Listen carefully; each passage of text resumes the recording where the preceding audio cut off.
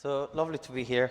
As Tom say, I just flew from Mexico to here. I flew from Mexico to Blackpool. I wanted to go have some Blackpool rock, and then just came here. No, I'm joking. No, obviously not. I used to be was working in Blackpool before coming here, so and then Durham. But I'll tell you more about it. So just to kind of like see what kind of crowd do we have. Can you, if it's a friendly crowd or not, I need to see. Can you raise your hand if you are from Liverpool? Ooh. Can you raise your hand if you are from Everton? So we're in the minority. No, I'm joking. No, I'm from Newcastle, so not that I lived in Durham. So, okay. So mostly everybody around here is red, besides you, Colin. Okay, good. All right. So I'm gonna tell you today a little bit about my story, and part of it I'll divide it in a way in two parts. The first part will be I'll tell you more or less, not more or less. I'll tell you of my coming to faith, my testimony, and then I'll tell you a little bit of my work that I've been doing since I started to come into my ministry. And then Tom, please, if I'm talking too much, please just say, just let me know.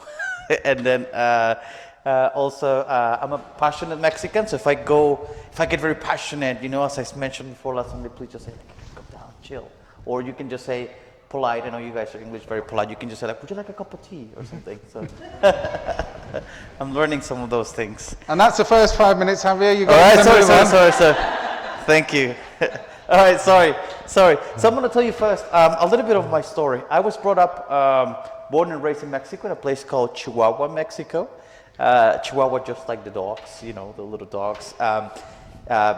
No, there are not many dogs, Chihuahua dogs, running around it, Chihuahua means a dry and sandy land, is a indigenous people name. And so I was born and raised there, not really a religious person or Christian, I mean, sort of, but not really interested in religion or faith or anything like that.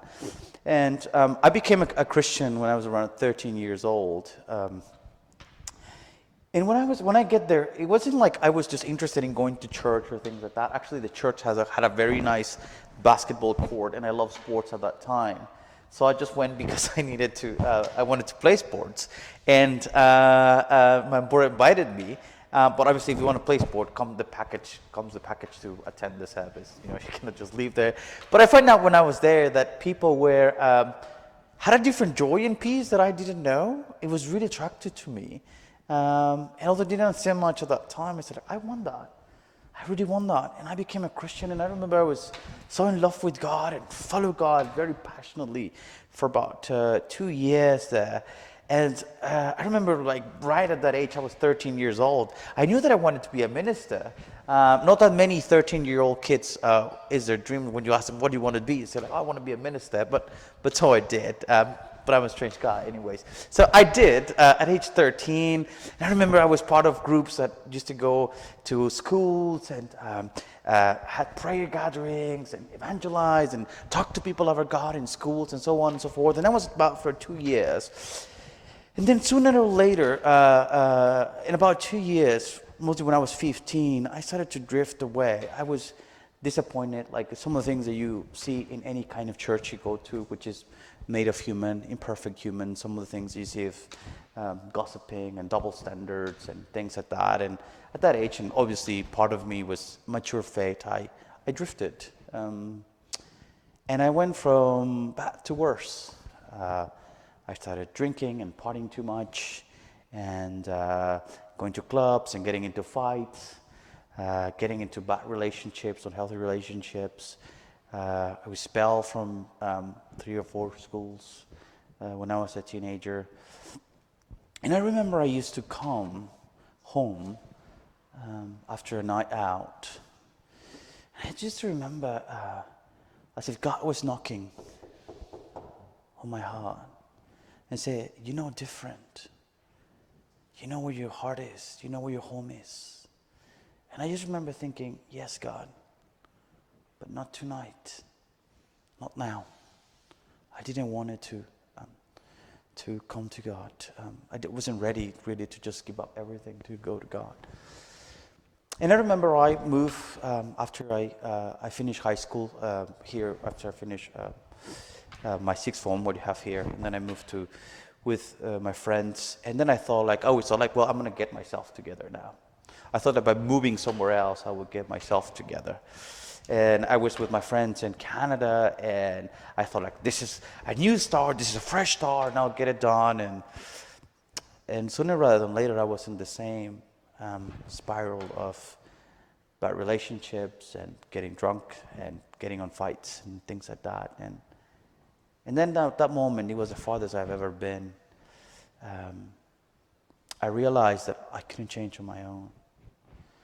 And I remember one morning I wake up, and it was actually a day similar like this. It was raining. Vancouver rains a lot.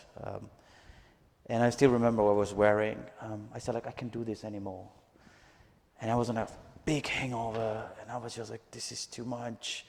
And I literally just went walking and get into one of the oldest churches in Vancouver, First Baptist Church, Vancouver, and knock on their doors and said, can somebody help me, please? And the youth pastor came in there. And he opened the doors and said, like, can I help you? And I said to him, I was a Christian, and I wanted to be a minister, but I can't, and I've been wrong, and I've been this, and I've been getting all wrong, and I know this is bad, and I want to go back, but I can't, and so on and so forth, and I'm tired, I'm exhausted, and things like that. And he said to me, there's nothing that I can tell you that you already know, but I can pray for you, and I hope you can come to church tomorrow. And so I did. Nothing, heavens didn't open, didn't hear a great voice. Now it's all. I did. And I started to go back to church. And one of the youth leaders there started to mentor me. And I started to unlearn many bad things that I learned over those years that I was away from God. And I began to know that God was a forgiving Father. I remember when I was there, learning that God was not this big bully in the sky who was waiting to punish me, which that was one of the things that I somehow learned when I was little. And I remember going back to that 13-year-old kid who wanted to be a minister. I really thought that was gone, that I went too far, that story was gone. And I remember one of the ministers said to me, oh no, the God that we serve here, the God of Jesus Christ, is the God of second chances and third chances and fourth. Yeah. I just had to get, trying to pace myself so I wouldn't go over time, sorry. Should it be in silence? But it says like it was the God of second chances and third chances and fourth chances. And if you still have that dream, if God still has that dream in your heart, pursue it, and we want to help you accomplish it in whatever we can, because that comes from God, it's not from you. The God that on Jesus Christ has no record of our sins. And so I did, and they invited me, and I want to go to the second part of my story, which I, came in to serve God, and they sent me as a missionary, and I went to and became a missionary in different parts of the world. I went to missionary in Hawaii and went to Zambia and helped people with HIV/AIDS in orphanages and hospices, and then and kids. And then I went and did some work in Senegal and Gambia, and some of the most secluded areas of the world, and preaching, giving the good news to people, the majority of them Muslims. Then I went back and had another trip to New York City, and we minister among fashion designers and UN diplomats and homeless and everything, and I did that for about 3 years. And I say like that was part of my story when I was learning to love God with all my heart, and I learned that through those years, about the first part of my 20s, to grow in my faith.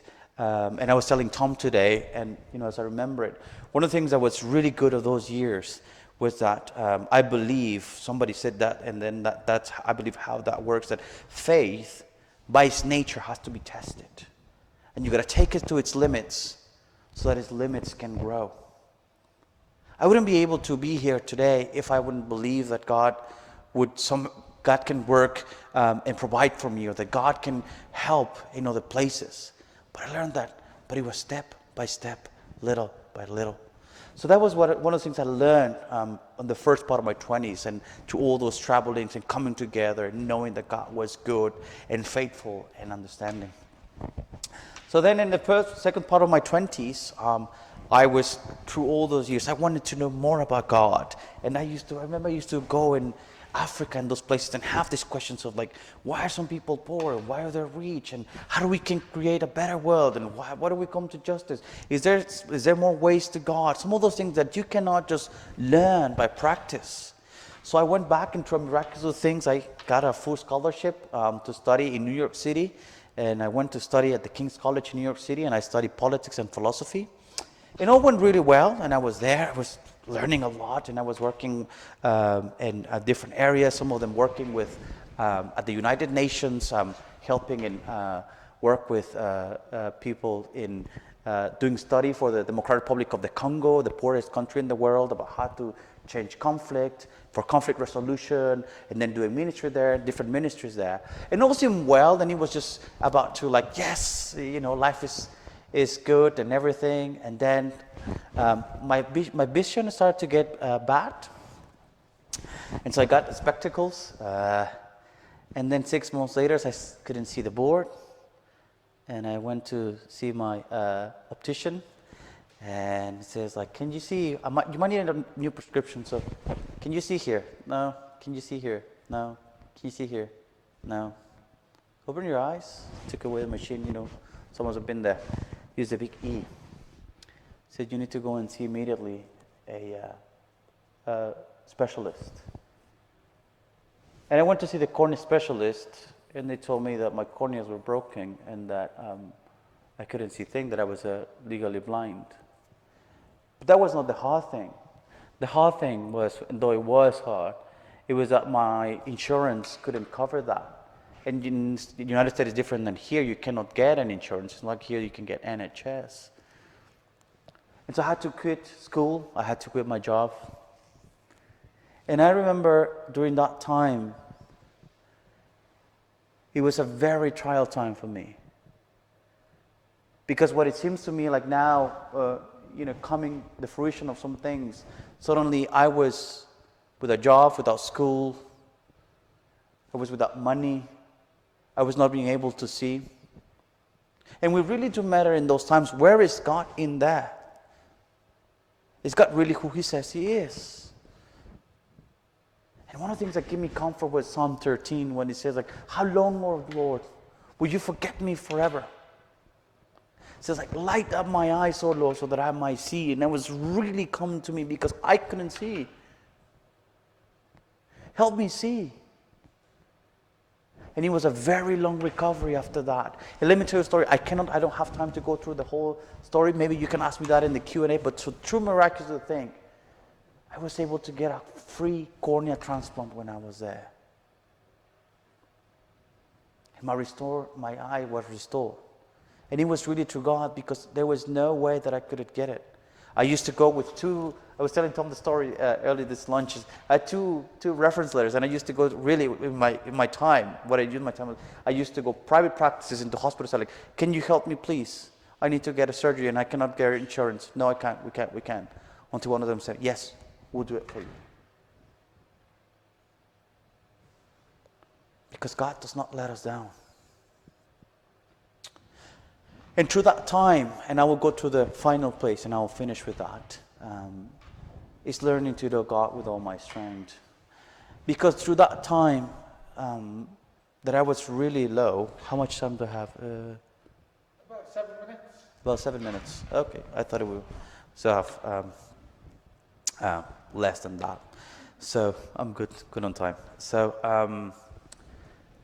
And then after that, one of the things I learned very much after losing my sight and coming to it, is that the nature of God, that God is not so much interested in titles or or diplomas or so on and so forth. I was able to come back again, finish university after I recovered my sight. It was a 2-year, and I saw my friends graduated, and I saw this and that, and I finished 2 degrees, one in politics, one in philosophy. But what I learned the most during that time was that God cared for me again in that faithfulness, that He was not going to let me down. He was not going to let me down. And going back to, again, I'm going to go back again and again to the story when I was 13 years old. I remember one of the prayers that I said to God, like, God, you called me to be a preacher and a minister. You have to show up because I cannot study, I cannot do things if I don't have my eyes. And I was restored. 100 years from now, 50 years from now, I would have just stayed, I would have remained blind. But then moving forward, how I ended up here and other things. I've dedicated, after I graduated from university, I've dedicated my life to follow God and to especially to be among some of the most disadvantaged people. I've worked with homeless and people in some of the poor areas of society, because one of the things I learned again at that time when I was really poor and without sight is how close God is to the poor, and especially to the poor in spirit, to some of us who are struggling and some of us who are like don't have it all together, which is all of us. But that God is close to us and that He cares for us. And I ended up here, I'll finish with this because I have time. I was working after I graduated from university. I graduated and I was working in Boston, and I came to visit my brother who was doing a PhD, a doctorate at Durham University. And came on holiday. It was at the time of the Trump administration. I don't know if you remember, but Trump was not the most keen on Mexicans. And even if I try to change my name, everything about me says he's a Mexican. My hair, my accent, my looks. The scarf. The tequila I'm drinking here. I'm joking. Joking. But I wanted to I just needed a stamp and go in London. And I went to London to get the stamp to go back for my extension, and they didn't give it to me. They said that I was trying to live illegally there. Well, I just went there and studied there and things like that, and I couldn't go back. Then I lost my house and things like that, and so on and so forth. But long story short, when I was there, I was in Durham, I was telling, I was volunteering there, and one of the vicars who was there said to me, we just have somebody who just left a program that we have. Would you like to fill it in? We'll give you housing and money and allowance, and you can still continue your studies and things like that if you want to. And I said to him, like, do you mind if I pray? Yes. It took me 2 seconds.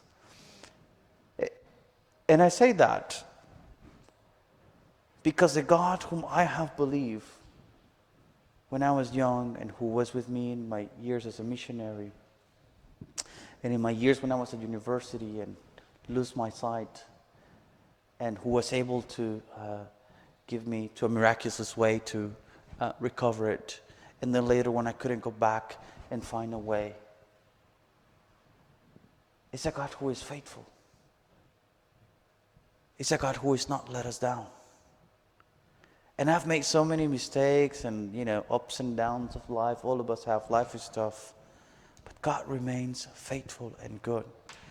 One of my favorite stories is to read the Exodus story, because I think it's the story of us, all of us. We usually, if you read it, people go and God does something miraculous, and then they go, like, after all, complaining and things like that. And you read like, oh, they're so dumb, why don't they get it? But that's our story. That's the story of us. But God is always showing up. And I'm going to finish this with one of my favorite verses, parts of the Bible. Um, because if somebody can ask me about all these years that I've come to God and the years that I was away, and to this day, so like, what have you learned about God? I would say that He's faithful, that He's always for us, that He's always looking after me, that it doesn't matter how much I run away, He will always come back and look for me. And I love this passage from 2 Timothy, when Paul writes to Timothy, and it's chapter 2, verse 11 to 13. And he says, "This saying is worthy. If we die with Him, we also live with Him. If we endure, we will also reign with Him. If we deny Him, He will deny us. If we're faithless, He remains faithful, for He cannot deny Himself. If we are faithless, He remains faithful, for He cannot deny Himself." And so as I look into all this, as I told you my story, how I came to faith, learning to love God with my heart in different places, with my mind, coming here with my strength, just to ponder about how God is faithful, and He was faithful before, He will be faithful today, and He will be faithful in the future. Thank you. All right.